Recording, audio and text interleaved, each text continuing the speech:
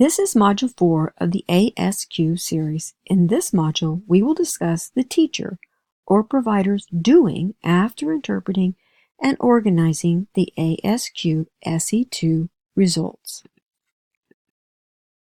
As a provider or teacher in your district, you will want to know the policies and procedures inherent to the efficient operation of the ASQ screening and monitoring process.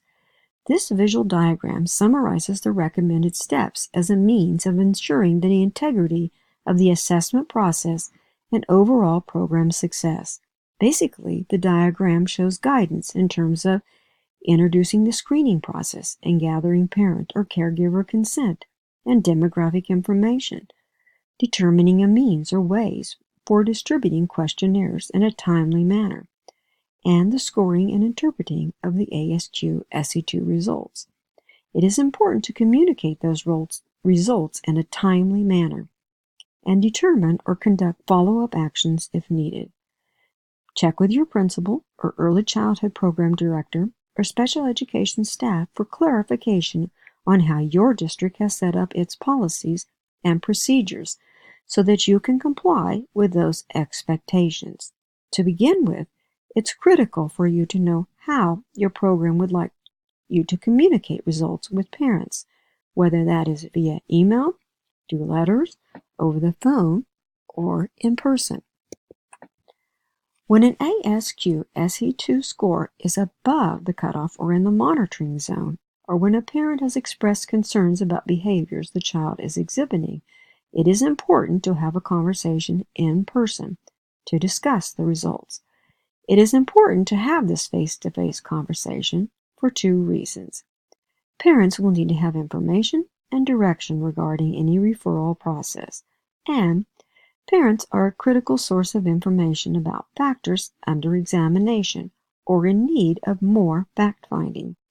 Gathering information on these factors will help you make a more informed decision about what follow-up steps need to be taken.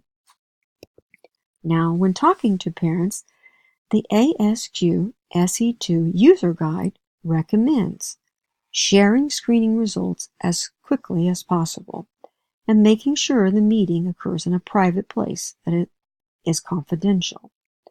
Explaining the purpose of the screening and that its results are not meant to diagnose is also needed.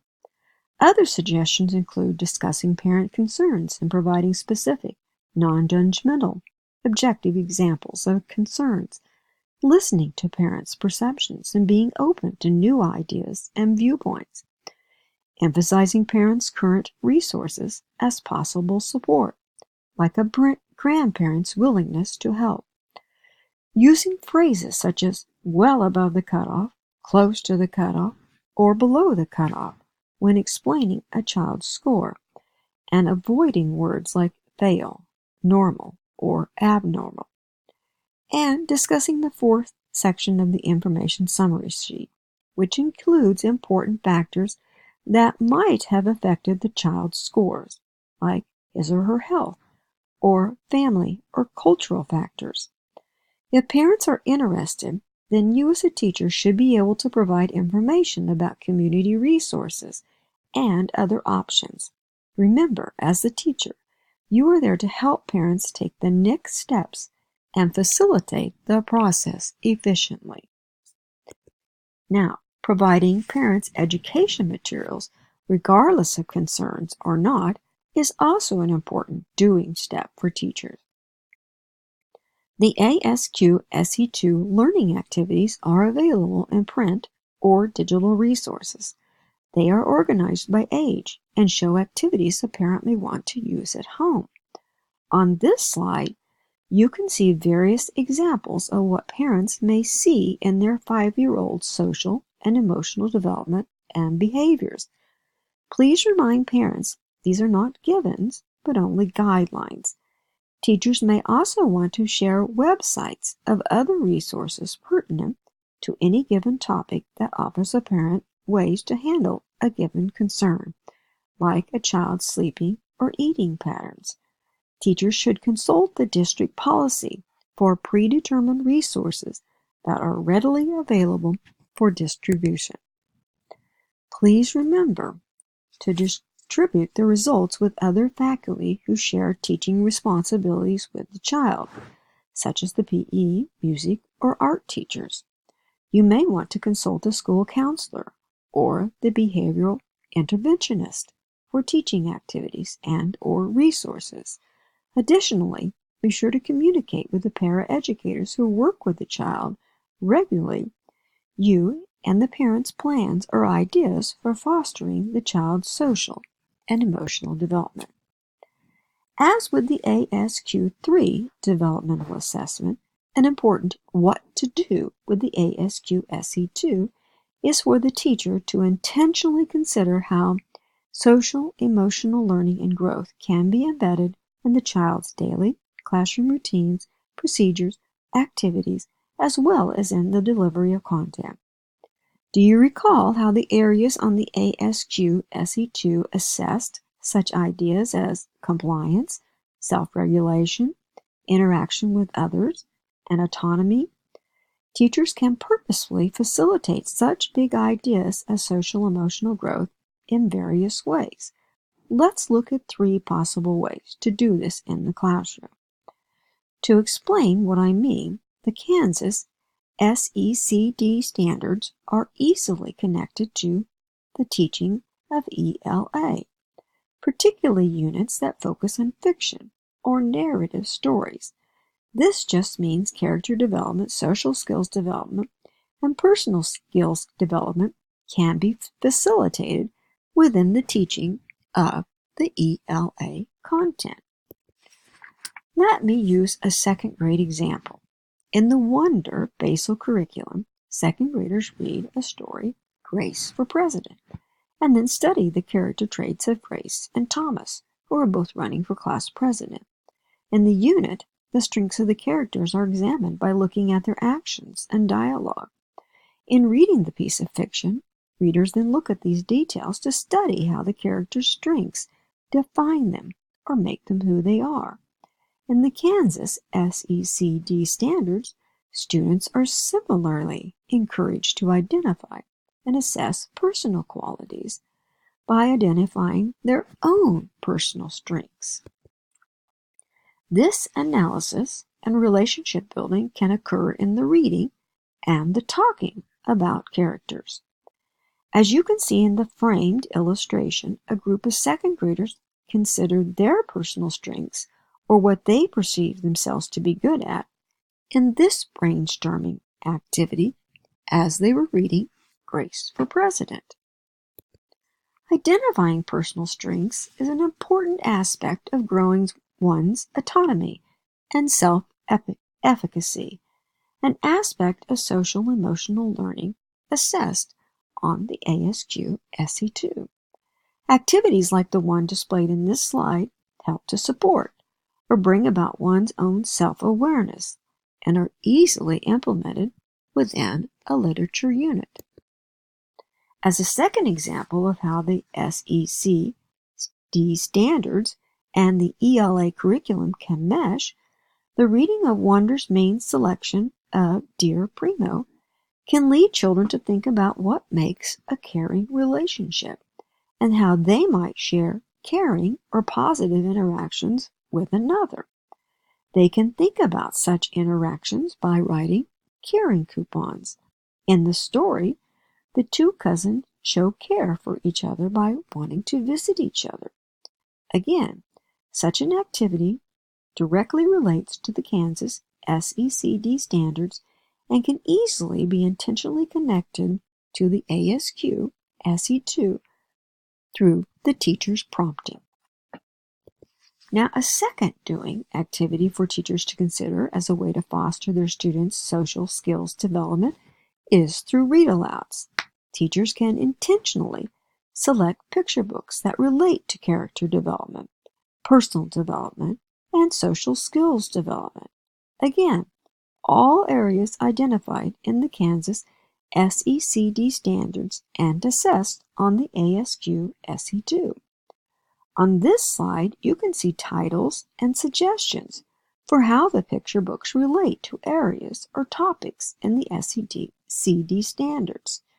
For example, The lion inside shows how the character identifies a goal he wants to change and works towards that attainment. Each of the books shown are literary award winners whose authors are masters at crafting characters whom readers can view and identify with as points of reference. Reading literature allows the student to gain insights into universal human behaviors, emotion, and moral dilemmas, which may impact their adaptive functioning in life. A third way to connect the ASQ SE2 to the classroom is something that teachers may already be familiar with and use in their classroom to help their students gain an awareness of regulating their emotions. It is using a point of reference called zones of regulation. These procedures help guide a child's awareness of what an emotion is, what it is called, and learning how a continuum of emotions looks, as well as using tools or strategies for being proactive in regulating one's emotions. In the case that a teacher is already implementing zones of regulation, his or her intentional connecting of such a procedure to children's results on the ASQ SE2 would appear valuable. It's an important what to do follow-up consideration of the assessment results. Now, similarly, the use of a peace corner or calm down corner might already be an utilized procedure in the teacher's classroom. This particular procedure offers the child a choice, a time, and a space for self-regulation, helping children understand how a person can find his or her own way of calming down and regulating his or her emotions may be a social skill or behavior indicated as in need of fostering on the ASQ SE2, one that the classroom teacher or provider is able to easily connect through this established classroom procedure or routine. In other words, the what to do with the assessment tool results may be just the intentional consideration of routines and procedures already in place in the classroom, but specially thought about and linked to a child's strengths and needs. As previously mentioned, the Ages and Stages website, as well as the Kindergarten Readiness Initiative on the KSDE website, are valuable websites for a teacher to view. Each contains videos, PowerPoints, and resources for teachers and providers. In Handout 4, you are asked to dive deeper into the why or significance of facilitating a young child's social emotional development.